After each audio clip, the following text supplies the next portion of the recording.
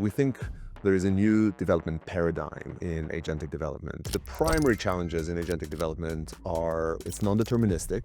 LLMs and agents are constantly a little bit outdated. Their knowledge is at least a few months old from the time the last model was trained. LLMs and agents have a bias for re-implementation versus reuse because creating software is cheaper than ever before. And then I think of LLMs and agents as cheap than expensive. They are cheap in the sense that you can build things so much faster and with so much less human effort than before. But then once you start using them, now Opus 4.6 runs with its fast mode that is, 2.5 times the speed at 6 times the cost, and already at the top model. It's amazing. It adds up. So there's a lot of problems there, Guy. What is the solution to this?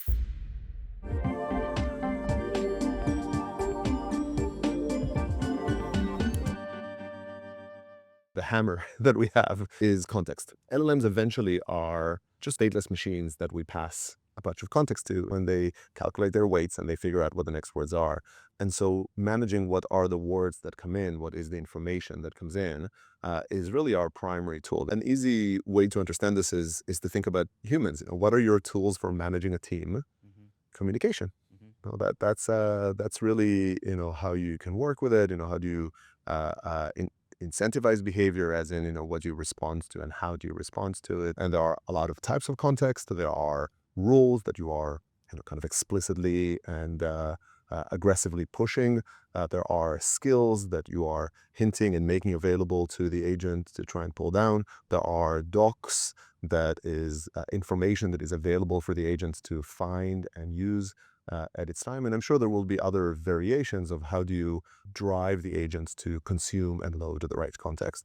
And then you have to think for yourself when you think about the development paradigm, how do you manage that context? When we use something like context, what is the key to using context and making agentic development successful? So I think there's a bit of a loop here that we can talk about more, but the sequence of steps are: one, you have to define and capture, kind of write down what it is that you want the agents to do. That's oftentimes quite hard. I think we've had some analogies in other conversations where, if someone asks you, what do you want for your birthday? It's easy to say, well, you should just know it. I've got a list, Guy. I never thought you'd ask for. We can start.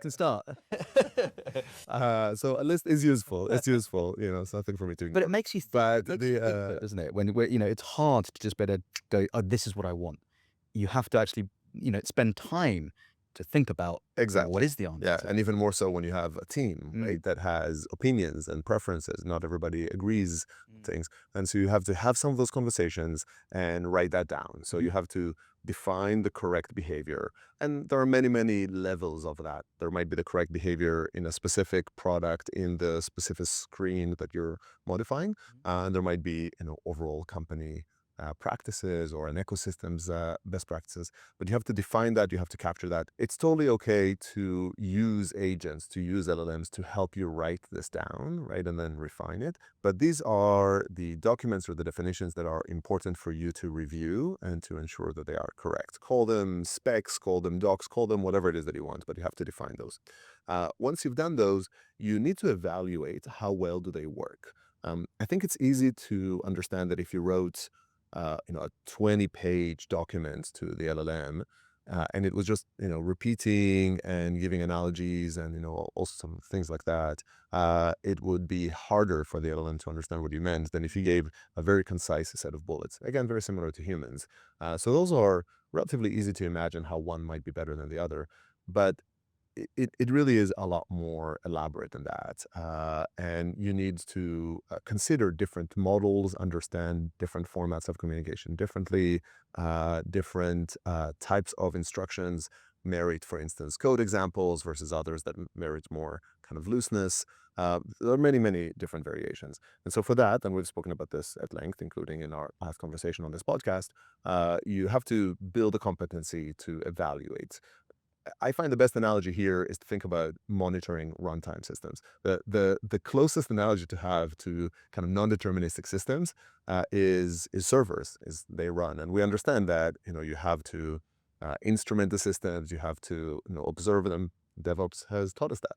And so similarly for agentic development, you have to be able to assess and evaluate how well does something work, so that you can monitor, you can try it, you can see how often it works.